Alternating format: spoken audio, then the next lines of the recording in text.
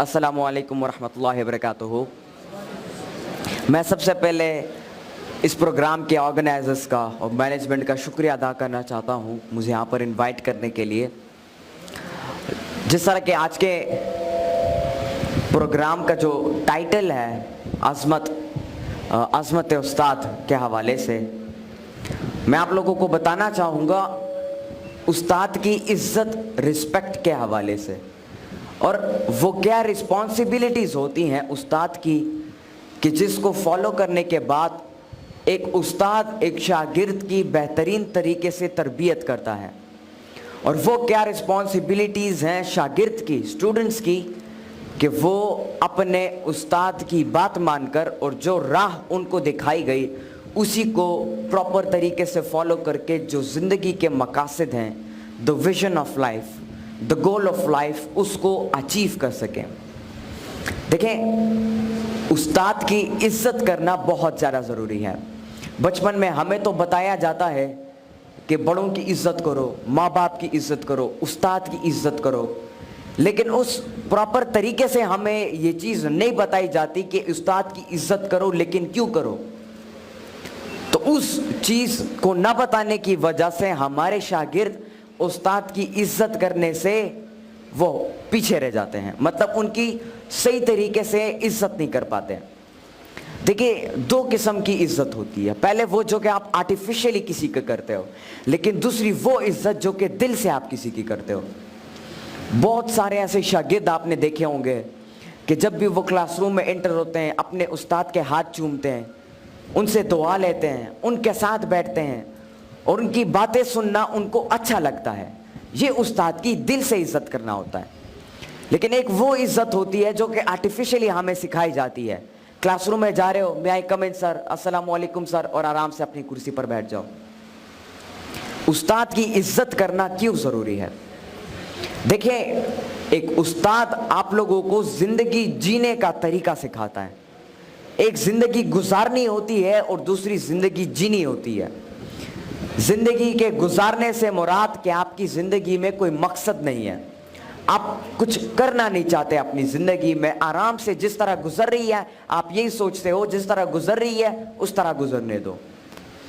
और दूसरा ज़िंदगी जीना, कि जिसमें आपके पास एक मकसद होता है कि मैंने ज़िंदगी में कुछ सीख कर कुछ नया करना है और अपनी सोसाइटी, अपने मुल्क, अपने कौम और पूरे उम्मती मुस्लिमा की खिदमत करनी है। इसे ज़िंदगी जीना कहते हैं। और उस्ताद ही आपको सही तरीके से सिखाता है कि ज़िंदगी कैसे जी जाती है और अपनी ज़िंदगी में अपने आप को स्टेबल कैसे किया जाता है और अपने ही मकसद को कैसे ढूंढा जाता है और उस पोटेंशियल को ढूंढने के बाद उसको किस तरीके से फॉलो किया जा सके। क्योंकि कुछ लोग ऐसे तो होते हैं जो कि अपने मकसद को ढूंढ पाते हैं लेकिन उस मकसद को फिर कंटिन्यूअसली आगे नहीं बढ़ा पाते। तो उस्ताद उस मोड़ पर आपकी मदद करता है। फिर उस्ताद दो किस्म के, दो तरीकों से आपको पढ़ाते हैं। एक होता है फिजिकली और दूसरा जो है स्पिरिचुअली आपको सिखाते हैं। फिजिकल से मना आप स्कूल जाते हो, क्लासरूम जाते हो, ट्यूशन के टीचर के लिए जाते हो या मदरसा के जाते हो, वहाँ पर उस्ताद आपको फिजिकली सिखाता है।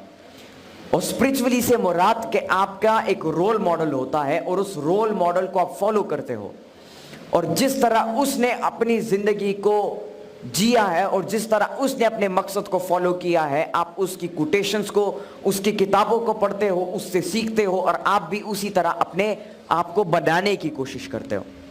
इन दो तरीकों से आप सीखते हो।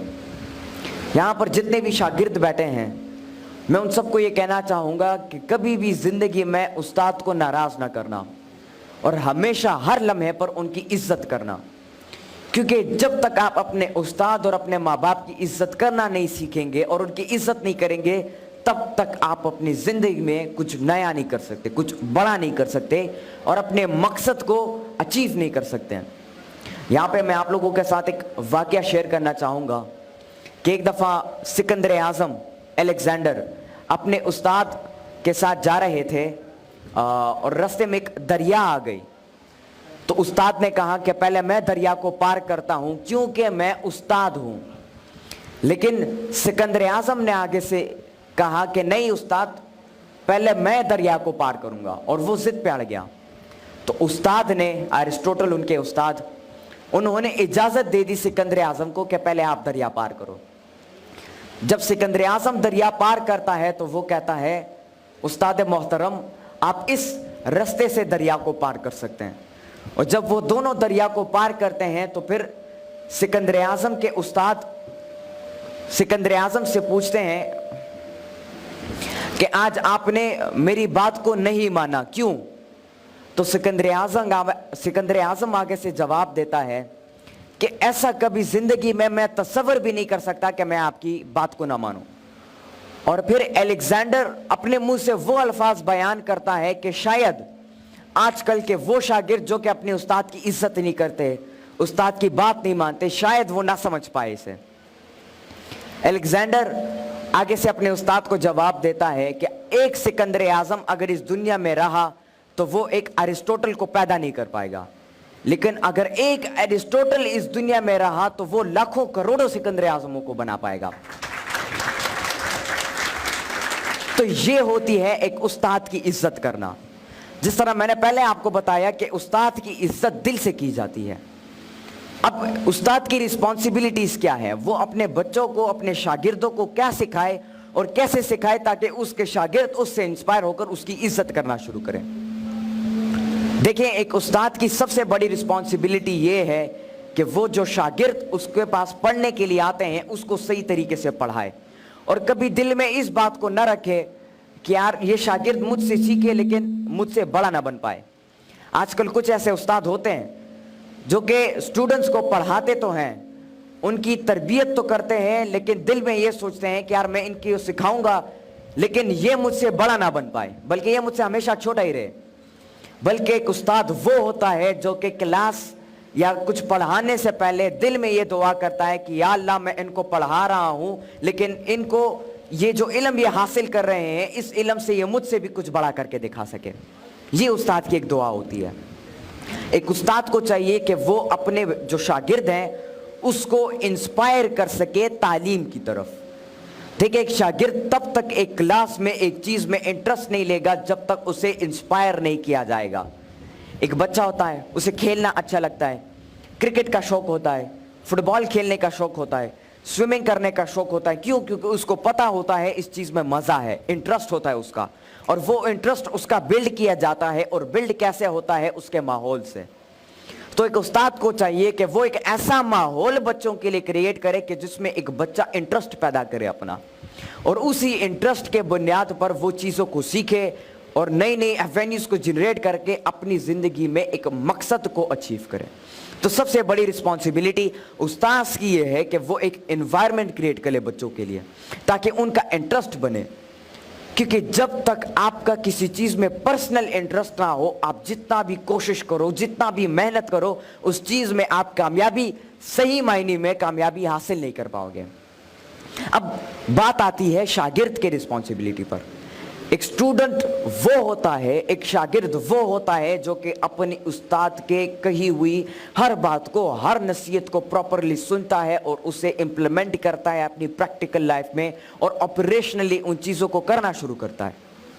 तो आप सबको चाहिए कि आप उस्ताद की इज्जत करना शुरू करो, उनसे दुआएं लें, वो जो सजेशन आपको देते हैं उस पर गौर करो और उसको अपनी ज़िंदगी में इम्प्लीमेंट करने की कोशिश करो। क्योंकि एक उस्ताद हमेशा अपने शागिर्द का भला चाहता है। वो कभी भी अपने शागिर्द को जो है पीछे छोड़ने की बात नहीं करता, बल्कि हमेशा उसको मोटिवेट और उसको इंस्पायर करने की कोशिश करता है जिंदगी के हर मोड़ पर।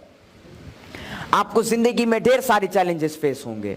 आप हो सकता है कोई आपकी इज्जत ना करे, आपको पीछे छोड़े, आप एग्जाम्स में फेल हो जाओ, आप अपना जो मकसद है उसको अचीव ना कर सको, ढेर सारे चैलेंजेस आपके सामने आएंगे।